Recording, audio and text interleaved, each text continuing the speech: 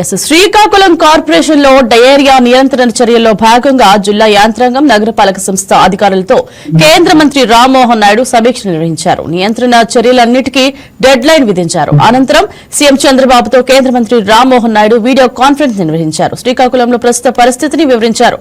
ఇలాంటి latest updates మరింత సమాచారం మా స్పెషల్ కరెస్పాండెంట్ రాంబాబు అందిస్తారు. గుడ్ మార్నింగ్ రాంబాబు, చెప్పండి శ్రీకాకుళం అప్డేట్స్ ఏంటి? Good morning. ఏదైతే శ్రీకాకుళంలో గత కొన్ని రోజులుగా ప్రభుత్వం అధికారం ఏదైతే ఉందో దీనికి సంబంధించి అయితే మాత్రం పూర్తిగా కేంద్ర ప్రభుత్వం అయితే మాత్రం నియంత్రణకు తీసుకునేందుకైతే ప్రత్యేక ఏర్పాట్లు చేసింది. ఈ నేపథ్యంలో ఏదైతే శ్రీకాకుళంలో ప్రభుత్వం ఈ డయేరియా ప్రాంతాలన్నిటి కూడా కేంద్ర మంత్రి రామ్మోహన్ నాయుడుతో పాటు అదేవిధంగా రాష్ట్ర మంత్రులు కూడా పర్యటించారు. ఈ నేపథ్యంలో శ్రీకాకుళం స్థానికంగా ఉన్నటువంటి శాసనసభ్యులు గుండు శంకర్ దీనిపై పూర్తిగా కసరత్తు చేస్తున్నటువంటి పరిస్థితి కనిపిస్తుంది. మనం చూస్తున్నాం ప్రస్తుతం నిత్యం కూడా అదే ప్రాంతంలో ఉంటున్నారు. అదేవిధంగా కలెక్టర్ గారిని అదేవిధంగా మున్సిపల్ అధికారులను అప్రమత్తం చేస్తూ ఏదేమైనప్పటికీ కూడా ఈ శ్రీకాకుళంలో పబ్బుతున్నటువంటి ఈ హెచ్ఆర్ వ్యాధిని నియంత్రించేందుకు మాత్రం గట్టిగా ప్రయత్నించారు. ఇప్పటికైతే మాత్రం ఏదైతే ఈ డయేరియా కేసులు అనేవి నమోదు కాకుండా నియంత్రణకు వచ్చాయి. ఇదేప్పుడు కూడా ఎక్కడైతే ఈ మెడికల్ క్యాంపులతో పాటు అదేవిధంగా డోర్ టు డోర్ సర్వేను కూడా నిర్వహిస్తున్నారు.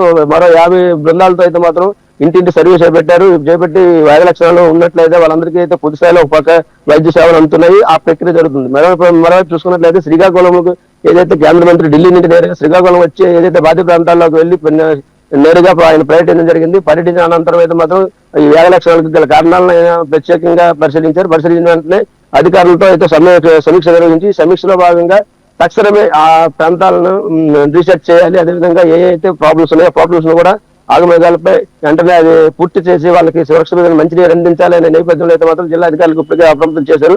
నేను జరిగినటువంటి వీడియో కాన్ఫరెన్స్ లో జిల్లాకు సంబంధించి ఈ బాధిత ప్రాంతాలు పర్యటించిన అనంతరం పూర్తి విషయాలైతే ముఖ్యమంత్రి చంద్రబాబు నాయుడు తీసుకెళ్లి మరుక్షణమే ఎందుకు కావాల్సినటువంటి సహాయ సహకారాలు కూడా ఆయన ద్వారా తీసుకున్నారని తెలుస్తుంది.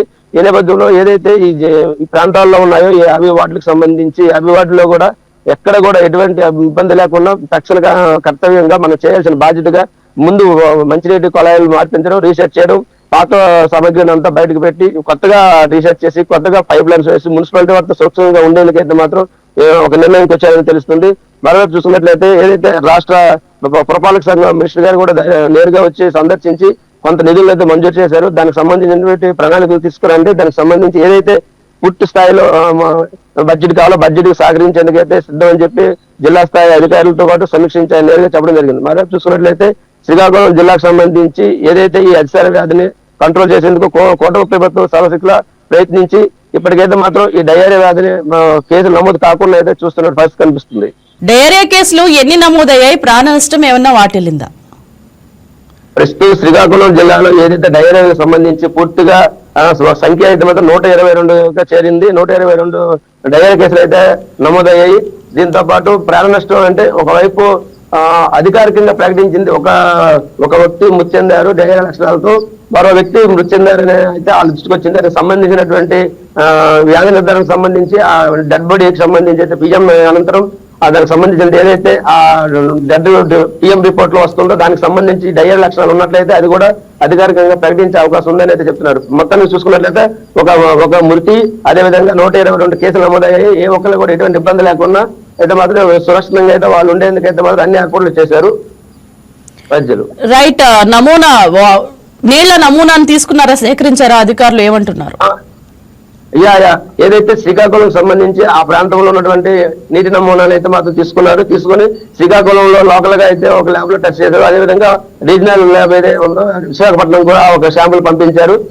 అది రెండు ఫస్ట్ లో అయితే మాత్రం శ్రీకాకుళంలో ఏదైతే టెస్ట్ ఉందో నీటి నమూనాలో అంతగా లేదని తేలిందని అయితే మాత్రం అధికారులు చెప్తున్నారు. రెండో టెస్ట్ లో కూడా అది వచ్చే 72 గంటలు పడుతుందన్నారు. వచ్చిన తర్వాత కొంతవరకు అయితే మాత్రం నీటి కలుస్తూ ఉందని తేలిందని అయితే మాత్రం ఒక అంచనాకు వచ్చి వేగమేఘాల పని ఈ నీటిని శుద్ధి చేసేందుకు నీటి పైప్ లైన్స్ మార్చేందుకు దానికి సంబంధించి ఏదైతే ఈ వ్యాధి పూర్తి స్థాయిలో నియంత్రణ అయ్యేంత వరకు కూడా మున్సిపాలిటీ నుంచి వచ్చినటువంటి వాటర్ తాగొద్దు, ఏ విధంగా వాడొద్దు అని చెప్పారు. దానికి సంబంధించిన మంచినీటి సరఫరా అయితే మాత్రం ట్యాంకులలో అయితే మాత్రం ఆ ప్రాంతాలకు తరలిస్తున్నారు. తరలించి ఇంటింటికి చెరో ఇంటికి 3 బిందెలు సప్లై అయితే మాత్రం అధికారులు సప్లై చేస్తున్న పరిస్థితి అయితే మనకు కనిపిస్తుంది.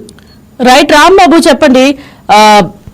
మాజీ సీఎం వైఎస్ జగన్ దీని మీద తీవ్ర విమర్శలు చేశారు, రాజకీయ వ్యతిరేకత పాటించారు. మరి ఇంకొకటి దుష్ప్రచారం చేశారని చెప్పి నిర్లక్ష్యం చేశారన్న దుష్ప్రచారం కూడా జరిగింది.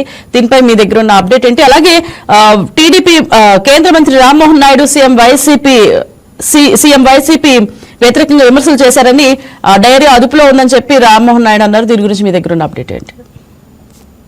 అదే ఏదైతే ఈ ప్రాంతంలో మరుసటి రోజే అయితే మాత్రం ఏదైతే వైసీపీకి సంబంధించినటువంటి కీలక నాయకులు శ్రీకాకుళం జిల్లాలో ఉన్నటువంటి మాజీ మంత్రి ధర్మన్ ప్రసాద్ రావుతో పాటు అదేవిధంగా జిల్లా పార్టీ అధ్యక్షులు ధర్మాన కృష్ణదాస్ తో పాటు అదేవిధంగా మాజీ మంత్రి డాక్టర్ సిదిరి అప్పలరాజు బృందం అయితే మాత్రం ఆ బాధిత ప్రాంతాలను పరిశీలించిన మీద ఎవరైతే బాధితుల కుటుంబాలతో మాట్లాడి అనంతరం మీడియా సమావేశంలో ఒక ఘాటైన విమర్శలు అయితే చేశారు.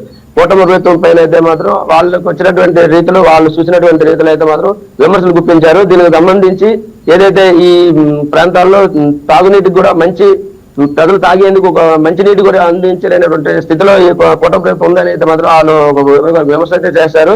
దానికి సంబంధించి నిన్న కేంద్ర మంత్రి రామ్మోహన్ నాయుడు కూడా పరిశీలన ఏదైతే పర్యటనలో భాగంగా దానికి సంబంధించి ఆ పైన కూడా స్పందించారు. ఏదైతే కూటమి ప్రభుత్వం ఉందో కూటమి ప్రభుత్వం చేస్తున్నటువంటి ఏదైతే అభివృద్ధి పనులు చూడలేక అదేవిధంగా ఈ వాకులు చేస్తున్నారు. ఇక్కడ ఏదైతే అతిసార వ్యాధితో ప్రజలు బాధపడుతూ ఇబ్బందులు పడుతున్నటువంటి నేపథ్యంలో శవరాజకీయాలు చేస్తున్నారు. అదే కూటమి ఏదైతే ఈ వైసీపీ ప్రభుత్వానికి మొదటి నుంచి కూడా ఈ సేవలతో రాజకీయాలు చేసే అలవాటు ఉంది, కానీ ఇంకా అలవాటు మానుకోలేదనేది మాత్రం కేంద్ర మంత్రి రామ్మోహన్ నాయుడు గట్టిగా అయితే స్పందించారు. ఒక మృదులి అదేవిధంగా 4 ఏదైతే ఈ డయేరియా బారిన 4 చనిపోయారనైతే ఒక పక్క వైసీపీ వాదిస్తుంది. కానీ అధికారికంగా ఒక్కలే చనిపోయారు. దానికి సంబంధించినటువంటి ఆ కుటుంబాన్ని ఆదుకునేందుకు కూటమి ప్రభుత్వం ముందుకొచ్చింది. 10 లక్షలు ఆర్థిక సాయం చేస్తూ అదేవిధంగా మిగతా ఎవరైతే ఇబ్బంది పడుతున్న వాళ్ళందరికీ వైద్య సేవలు అందిస్తున్న నేపథ్యంలో వీళ్ళు వచ్చి లేనిపోయినటువంటి ఆరోపణలు చేస్తూ ఇలాంటి దుష్ప్రచారం చేయడం ఎంతవరకు కరెక్ట్ అని చెప్పి అయితే మాత్రం రామ్మోహన్ రెడ్డి అయితే స్పందించడం జరిగింది. Right, thank you Rambabu, thank you for your updates. ఈ వీడియో మీకు నచ్చినట్లయితే లైక్ చేయండి, షేర్ చేయండి, మా ఛానల్ కి సబ్స్క్రైబ్ చేయండి.